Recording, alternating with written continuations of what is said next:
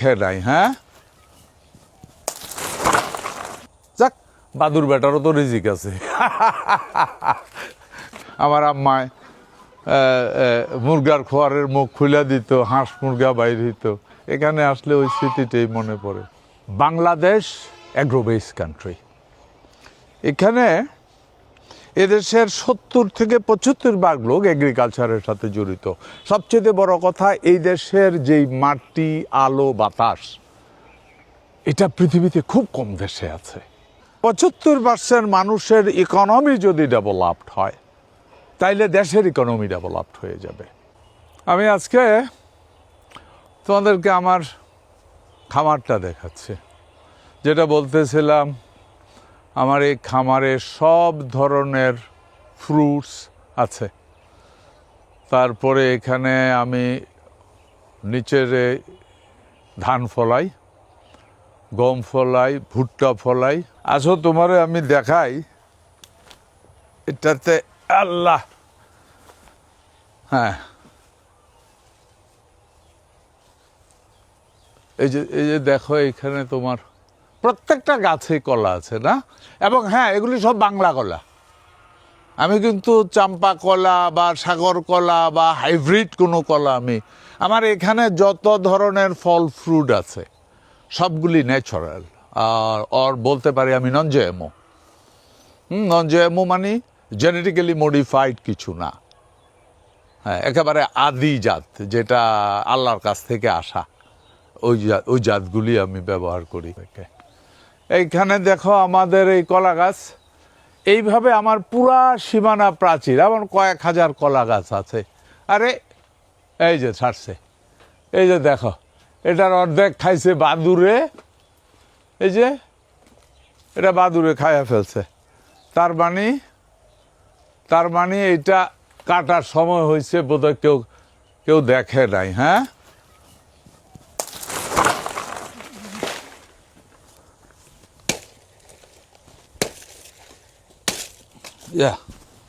এই দেখছো, এটার প্রায় সবগুলি বাদুরে খেয়ে ফেলছে। এই যে, যাক, বাদুর বেটারও তো রিজিক আছে। আমার ওইখানে আছে, খেজুর গাছ আছে অনেকগুলি। হ্যাঁ, তো আজকে এইগুলি নিয়ে যারে, আজকে ওইখানে যে খেজুর গাছ যে রস বের করে, সে আমারে বলতেছিল যে স্যার, রস কাটছি কিন্তু রস তো পড়ে না। বললাম কেন? বলে এই মৌমাছি সব খাইয়া ফেলে। তাই বললাম যে রে ভাই, মৌমাছিরও তো রিজিক আছে এখানে, যার যেটা তাড়াতাড়ি খাইতে দে। এরপরে যেটা থাকবে, রাত্রবেলা তো আর মৌমাছি থাকবে না, ওইটা থাকবে, ওইটা আমাদের। আর দিনের যেটা, এটা মৌমাছির। রসও দিছে আল্লাহ, মৌমাছিও আল্লাহর, আমরাও আল্লাহর, খাইতে দাও এদেরকে। ঠিক এইভাবে এটারে সব করা হয়েছে, যে প্রত্যেকটা গাছে, তুমি এদিকে আসো, আমি তোমারে দেখাই। হ্যাঁ, এই যে দেখো, ওই দিক দিয়ে হেঁটে যেতে অনেক দূর, কারণ ফার্মটা অনেক বড়। হ্যাঁ, ওই দিক দিয়ে যাওয়া অনেক ডিফিকাল্ট হবে। এগুলি হাজার হাজার কলা গাছ আছে সীমানা প্রাচীর ঘরে। হ্যাঁ, সেই শুরু থেকে লাস্ট মাথা পর্যন্ত কয়েক হাজার কলা গাছ। আর এগুলি হলো ঘাস। এই ঘাসটা হলো, তোমারে বলি, আমাদের ওই যে বললাম, ওইখানে আমি তোমার দেখাবো, প্রচুর গাভী আছে। আমরা ডেইলি প্রায় 70-80 কেজি দুধ পাই। সো আমাদের নিজের খাওয়া, আত্মীয় স্বজন, বিশেষ করে আমার মা বয়স 100+। সো উনি পিওর গাভীর দুধ খায় ছোটকাল থেকে। সো এইটাই ওনার মূল খাদ্য, গাভীর দুধ, বাংলা কলা, আর একটু ভাত কসলাই দিলে ওইটা ওনার প্রিয় খাবার। যার জন্য গরু পালি, মার্কেট থেকে দুধ কিনা কোনো রিস্ক। এটা হলো ঘাস। এই জমিটুকু যা আছে, এটা ওই মাথা পর্যন্ত সব গরুর ঘাস। ওইখানে খড়ের পাড়া আছে, আর এদিকে তো আছেই। চলো তোমারে আমার ছোট গরুর খামার, মুরগির খামার, হাঁসের খামার, হ্যাঁ, ওগুলো একটু দেখাই, খেজুর গাছটাও দেখাবো। চলো আসো, চলো দেখি তোমারে। এখন আমি ওই যে আদার্স খামার, অন্য যা আমি দেখাবো, আমি কোনোদিন আমার খামার কাউকে দেখাইনি, আজকে তুমি যেহেতু আসছো বাপি তোমার আমি দেখাবো। এই যে দেখো তোমার পেঁপে গাছ, হ্যাঁ এগুলি তো কম ধরছে। সামনে যদি তুমি যাও, বামে যদি তুমি যাও, এটা এক্সট্রা একটা ল্যান্ড, এখানে প্রচুর ইয়ে আছে এই পেঁপে, এই ছোট ছোট গাছ, কিন্তু এত পেঁপে ধরেছে, তার মানে পেঁপে যেটা আছে এটা এখান থেকেই আমরা খাই। হ্যাঁ, তারপরে ধরো এই যে কচু, হ্যাঁ এটা এটা একটা ভিন্ন জাতের কচু, হ্যাঁ এটা সত্যি ভিন্ন জাতের। ভিন্ন জাত মানে এটা এমন মজার জাত, তুমি এই যে কচু পাতা আছে, একটা ঝাঁঝ আছে না যেটা গলায় ধরে, না এটা ভেরি পুঁইশাকের মতো, খাইতে পারো, কোনো সমস্যা নেই। এই জাতটা এখানে নিয়ে আসছি, এটা বাইরে থেকে শখ করে আনছি। এই কচুটা ভেরি ইন্টারেস্টিং, কচু খুব মজার জিনিস, কিন্তু অনেক সময় পাক করলে গলায় ধরে। তো এই জাতটা যেটা আছে এটা গলায় ধরা জাত না, এটা শখের জিনিস আর কি। চলো ওইদিকে তোমারে আমার আসছো যখন, তুমি তোমার খামারটা দেখায় নিয়ে আসি।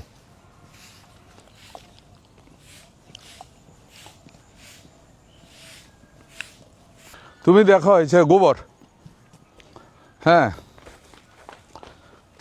এই গোবর আমরা যেটা করি, আমাদের অনেকগুলি গাভী তো এই গোবরগুলিকে আমরা সায়েন্টিফিক ওয়েতে প্রসেস করি, এটাকে প্রসেস করে ওই যে রাখছে। আমাদের এখানে যত ধরনের ইভেন গরুর ঘাস যেটা, এটা তো কোনো কেমিক্যাল ফার্টিলাইজার ব্যবহার হয় না, এটা 100% গোবর সারের উপরে, ঘাস পর্যন্ত যত ধরনের ফল ফ্রুট আছে। আর একটা মজার জিনিস তোমারে দেখাই, হ্যাঁ আসো, এটা হলো, হ্যাঁ এটা হলো ওই যে ভোট বেগুন যেটা আর কি, ছোটো ছোটো বেগুন, এটা দিয়ে ভর্তা খাইতে খুব মজা। আমি এই গাছটা নষ্ট করি না, এগুলি ন্যাচারালি হয়। আর একটা মজার জিনিস তোমারে দেখাবে, এটা আসো দেখে আসো, এই যে আলু ক্ষেতটা দেখছো, এই বীজটা আমি জাপান থেকে কালেক্ট করেছি। এই বীজটা ভেরি স্পেশাল সুইট পটেটো। আজকে কতদিন হয়েছে এটা বয়স? 15-20 দিন হয়েছে, হ্যাঁ 20 দিন হয়েছে লাগাইছে। এটা একজাক্টলি 90 দিন পরে আমরা উঠাইয়া ফেলবো। এত বড় বড় আলু হবে, মোটা মোটা লাল, ভেরি স্পেশাল আলু। এবং বাংলাদেশ থেকে এখন এটা এক্সপোর্টও হচ্ছে। এটার জাস্ট আমি বীজ প্রথম আমি 4-5টা নিয়ে আসছিলাম, এটাকে বীজটা মাল্টিপ্লাই করতেছি আমি।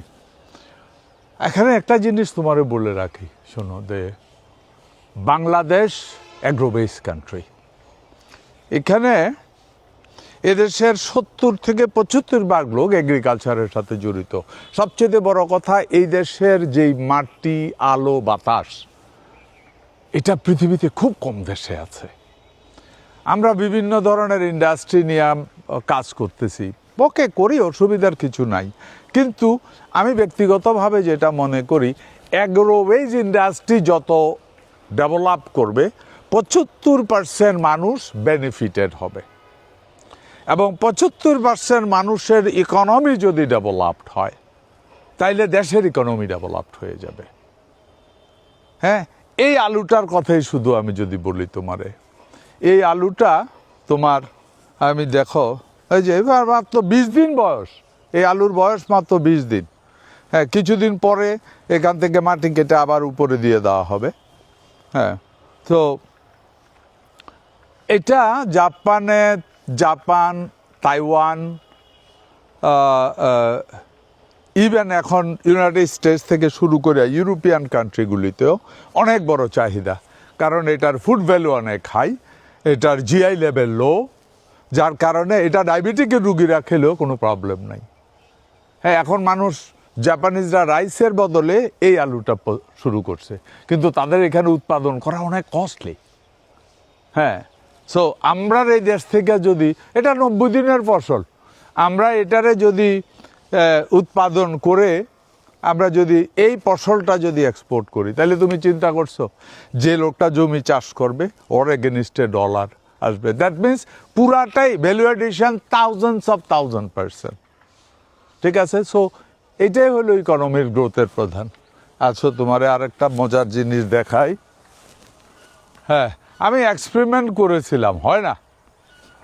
সেটা হলো আমি এখানে মালটা বা এগুলি লাগাইছিলাম শখ করে, ধরছে কিছু।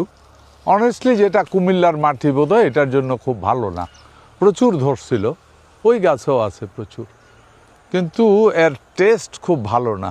আমার মনে হয় এই সয়েলটা কুমিল্লার মাটি এই ধরনের গাছ, হয়তো বা লালমাই পাহাড়ের সয়েলটা হয়তো বেটার হতে পারে, বাট এইটা না। আমাদের এখানে যেটা করছি এটা ভালো ফলন দেয় নাই, গাছও মরে যাচ্ছে, খুব ভালো না। আচ্ছা, আমার এখানে আমি তোমারে দেখাই নেই আমি। ধরো আমাদের ওই দিকের ওই জমিটাতে, ওই দিকের একদম লাস্ট মাথায় যে জমিটা আছে, ওই যেটার ভিতরে তোমার সব ধরনের ফলের গাছ, এবং নিচের যে মাটিটা আছে ফলের গাছগুলির পরে যে নিচে মাটিটা, ওই মাটিটা খালি পড়ে থাকবে কেন? ওর ভিতরে প্রত্যেক বছর একবার আমি কলাই করি। সো যেই পরিমাণ কলাই হয়, কয়েক মন কলাই হয়, এবং সেটা ননজেএমও কলাই, রাজশাহী থেকে বীজ আনছি আমি। হ্যাঁ, সো এটা টেস্টে আলাদা। সো সারা বছরের আমি এবং আত্মীয় স্বজন যত কিছু আছে সবাই মিলে আমি ডালের ভিতরে কলাইটা পছন্দ করি। সো আমার নিজের কলাই, যেমন ওই দিকে আমি সরিষা করি, নিজের ক্ষেতের সরিষার তেল খাই, সো আসো। হ্যাঁ, আচ্ছা, তোমার এখন আমার গরুর খামারটা দেখাই। হ্যাঁ, ভেরি ইন্টারেস্টিং। হ্যাঁ, এখানে তোমার আমার ম্যাক্সিমামে ঘরের গাবি, তার মানে আমার গরুর বাচ্চার হয়েছে, আমার গরুর বাচ্চার থেকে এই বাচ্চা জন্ম হয়েছে। ওই বাচ্চা যেই ব্রিডগুলি ভালো ওইগুলি আমরা ব্যবহার করে রাখছি আর কি। হ্যাঁ, আর একটা মজার জিনিস বলি তোমারে, এখানে যে বাছুরগুলি আছে, এই যে তুমি দেখাইতে পারো বাছুরগুলি, এই বাছুরগুলি তোমার ম্যাক্সিমাম আমাদের ঘরের বাছুর। এগুলি দুধ ছেড়ে দিছে, আবার গাব হয়েছে, আবার বাচ্চা দিছে, এগুলি আমরা বিক্রি না করে এখানে রেখে এদেরকে খাওয়াই। সো এতে করে যেটা হয়, কোরবানের সময় একটা রিস্ক থাকে, যে অনেকেই বলে যে কোরবানের সময় বিভিন্ন ধরনের ইনজেকশন বা কেমিক্যালি গরুকে মোটা তাজা করা হয়। সো আমাদের এই রিস্কটা নাই, আমাদের সম্পূর্ণ গরু, বাচ্চাটাও আমার ঘরের বাচ্চা, এবং নিজেরা লালন পালন করতেছি। হ্যাঁ, প্রত্যেক সিজনে, বেশ এই সিজনে তো অনেকগুলি, মনে হয় 1, 2, 3, 4, 5, 6, 7, 8, 9, 10, 11, 12, ওরে বাবা অনেকগুলি, 20। এরা কাকু তোর ফায়ার কি হয়েছে? আর আলহামদুলিল্লাহ। হ্যাঁ হ্যাঁ হ্যাঁ হ্যাঁ। তো এটা হলো আমাদের গরুর খামার। হ্যাঁ, এটা দুষ্ট। হ্যাঁ, এটা আল্লাহ যদি বাঁচায় রাখে, আগামী কোরবানে এটা কোরবান দেব। এটা আমার ঘরের, বাট ইটস টু বিগ, অনেক বড়। দেখছো বডিটা দেখাও, অনেক বড় কিন্তু সে। হ্যাঁ, এমনি খড় দেটা। আচ্ছা, তোমারে দেখাই। হ্যাঁ, এই যে আমার ছাগল থেকে শুরু করে, চীনা হাঁস থেকে শুরু করে, ওই যে দেখো দেশি হাঁস আছে, হ্যাঁ, চাইনিজ হাঁস আছে, দেশি মুরগি। হ্যাঁ, ডেলি 40-50টা ডিম পাওয়া যায়। সো আমার ডিম বাইরে থেকে কেনার আর কোনো কিছু নাই। হ্যাঁ, আমি এখান থেকেই খেতে পারি। আর বড় কথা যেটা, এই ডিমের টেস্টটাই ভিন্ন, টোটালি ভিন্ন। জাল দিয়ে রাখতে হয়েছে, সে চিলে নিয়ে যায় বাচ্চা, এই জন্য জাল দিয়ে রাখতে হয়েছে। এখানে ঢুকলে তোমারে আমার কাছে আমার বাল্যকালের স্মৃতি মনে পড়ে। আমার আম্মায় মুরগার খোয়ারের মুখ খুলে দিত, হাঁস মুরগা বাইর হইত। এখানে আসলে ওই স্মৃতিটাই মনে পড়ে। রাজহাঁস আছে, আছে, ইন্টারেস্টিং, সময় কাটে আর কি ভালো।